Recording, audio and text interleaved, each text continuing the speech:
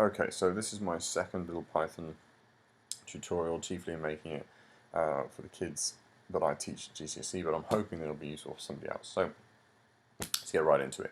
We're looking at data types in this particular video. Data types are different types of information that a computer can look at.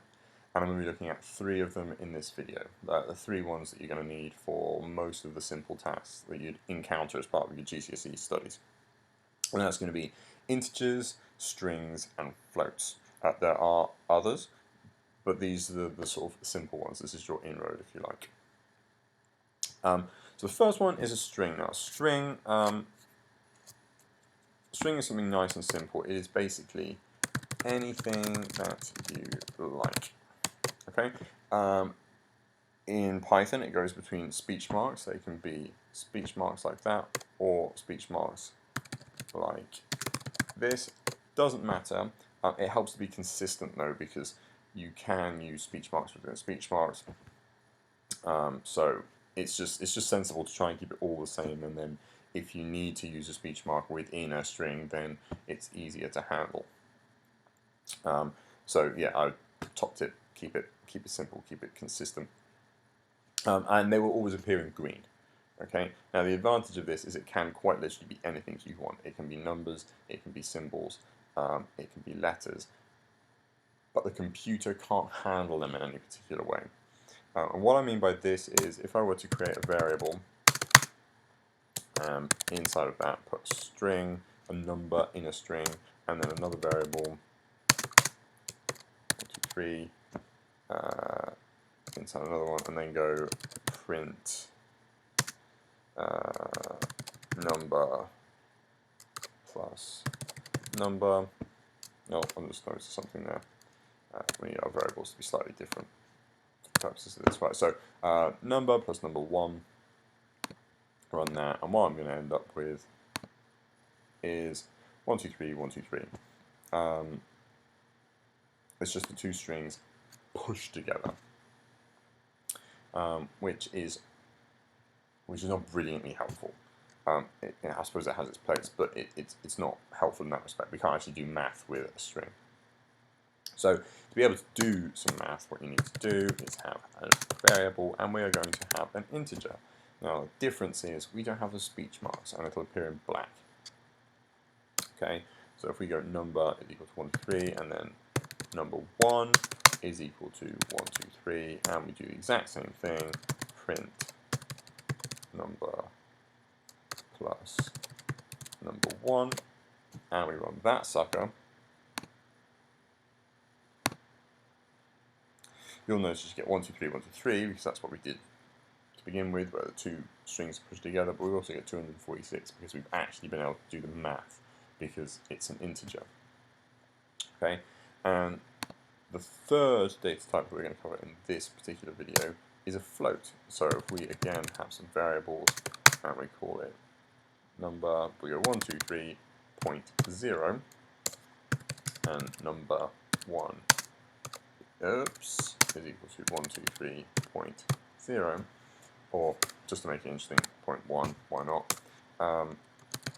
Print number plus number 1, and we run that. Okay, we get 1, 2, 3 because that's the stuff all pushed together. We get 246. We also get 246.1. So the difference being, when you add your decimal places to the end, you get float, and the way to remember it, I suppose, is it's a floating point.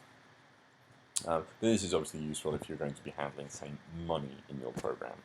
And I think you want a decimal point for. Some of my kids in class just make a habit of doing it as a decimal place. This isn't necessarily good, bad, or indifferent. It just means that if and when it crops up, they can handle that. Okay, so those are the 3 data types. Now, the other thing you need to know about data types is perhaps how to switch between them. So recently, some of my kids did a little Python assessment, and for some reason, 1 or 2 of them did it like this. So instead of having an integer, they went number is equal to int, bracket, speech mark, 1, 2, 3. Okay, and what this is doing It's a little bit inefficient. It works, and for my purposes it shows a point, but here's what it's doing. You've got your variable here, and then you're saying we want to have the integer version of this. So basically by saying int here, we are converting this into an integer, which means that if I were to go, we're just going to keep this short and sweet now, print bracket number plus 10 close bracket run module. Okay, we get our stuff from before, and we also get 133 because we've mashed them together. We've done the math here, and we've been able to do that because we have typecast this. Okay, we've typecast this as an integer. We've changed its type.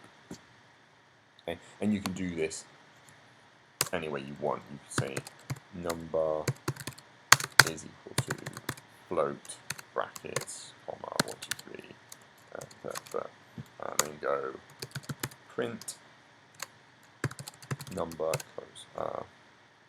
Yeah, why not? Let's just see what that does. Right, run. Okay, so we've got all of our previous stuff plus 123.0, so it's added that floating point to the end. And this is really important because you could come up with a situation, for example, whereby you're getting input from a user, they're going to be inputting that information most likely as a string, but you are asking for their age, or you're asking for their telephone number, or you're asking for the number of their house, or whatever it is. You're asking for a number, they're putting it in as a string, you want to be able to handle that number in some way, so you're going to want to typecast that as a float or as an integer or something like that. So it's really important to know how to typecast. Okay, that is it for this particular video. There is more to data types than that, there's a lot more, but these are just the basic bits and pieces that are going to be useful for you to know. Okay, thank you very much and goodbye.